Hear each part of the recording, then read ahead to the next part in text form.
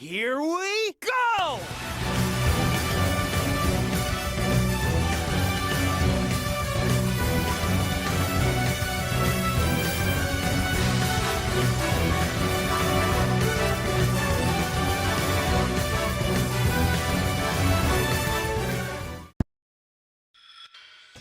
Hey y'all, what is up? This is GamerBlake90, here to present you with another Sonic-themed playthrough, this time from a 2011 version of Sonic CD made by Christian Whitehead. Now, I've actually already played through this game before, but it was with Sonic, and it had no commentary. So in the interest of adding some flavor to things, I decided to play through this game again, but this time with commentary, and with another twist.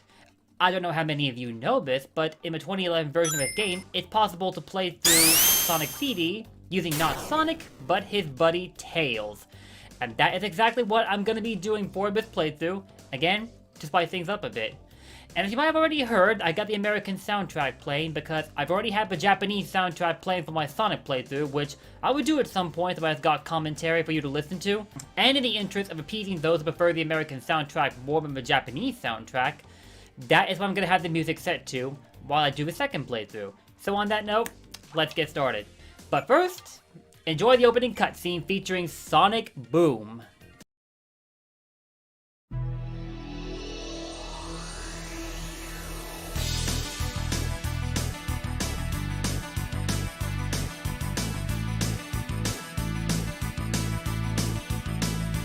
If you're strong, you can fly, you can reach the other side of the rainbow. It's alright, take a chance, 'cause there is no circumstance that you can't handle. When you use your mind, Sonic Boom, Sonic Boom, Sonic Boom, keeps you running faster. Sonic Boom, Sonic Boom, save the planet from disaster.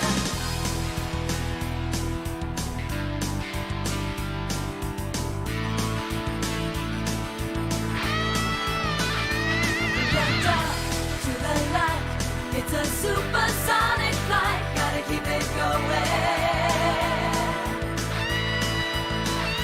Sonic Boom, Sonic Boom, Sonic Boom, keeps you running faster. Sonic Boom, Sonic Boom, save the planet from disaster. Sonic Boom, Sonic Boom, spinning through the world in motion. Sonic Boom, Sonic Boom.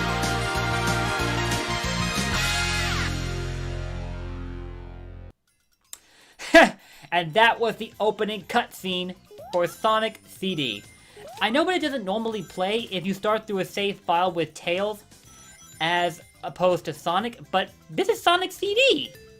You can't just start this game without letting the cutscene rock because that just isn't right! Especially not with an art style like that. Nah.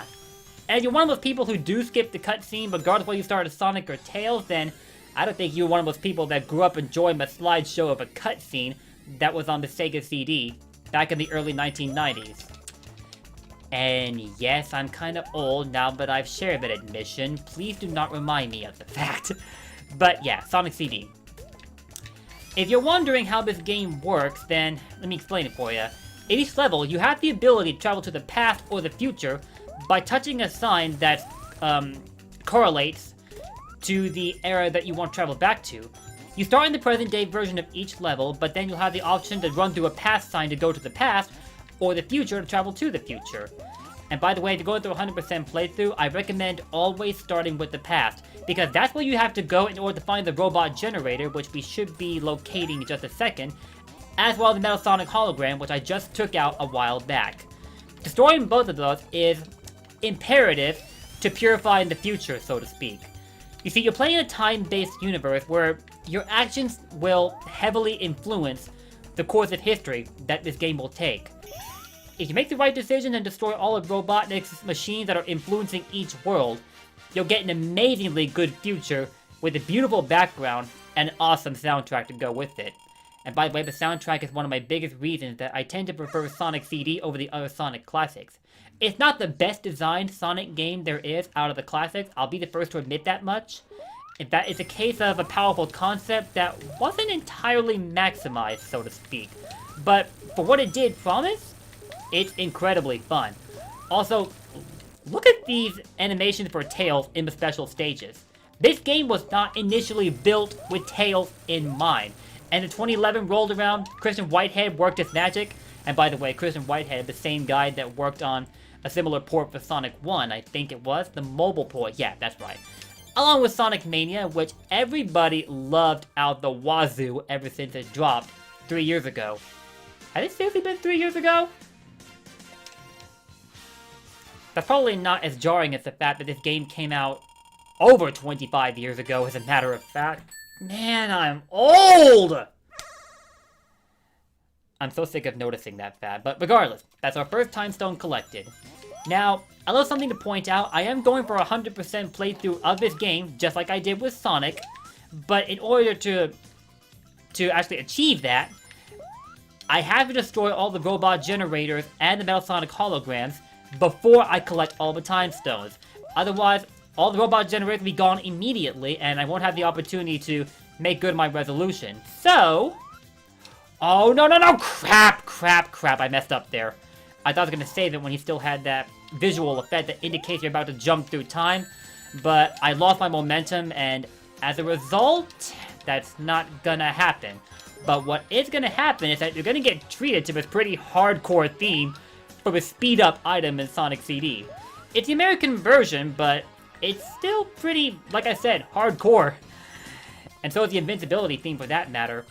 I know that, like myself, many of us prefer the Japanese soundtrack all around, for the most part, but there's a couple of neat gems hidden away in the American soundtrack that I urge you to give a chance. Like this one, for instance. The Palmtree Panic theme isn't exactly my favorite, other than the pastime version. But then you get to this, along the invincibility theme, and it kind of changed my opinion drastically. Alright, now we need to find another pastime sign so we can jump back in time to find our objective. And to get to the special stages, you of course have to collect 50 rings, just like in Sonic 1, and then make it to the end of the level.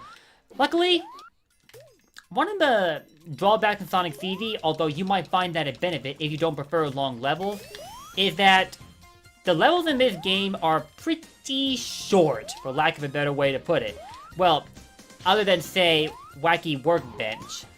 But other than that, you don't really have an excuse to take so much time finishing each of these levels for just how short this game really is. And oh my god, I messed it up again! I shouldn't have jumped. I was trying to avoid that boulder on the ground there that would have stopped me from making it through to the past, but evidently that's not going to work out like that. So now I have to find another pastime sign again. And there's not an infinite amount of them, so if you're trying to get to the past, you better make sure that you get it right. Otherwise, who knows how long it will be before you make it through?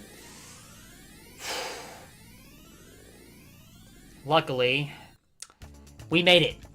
We made it.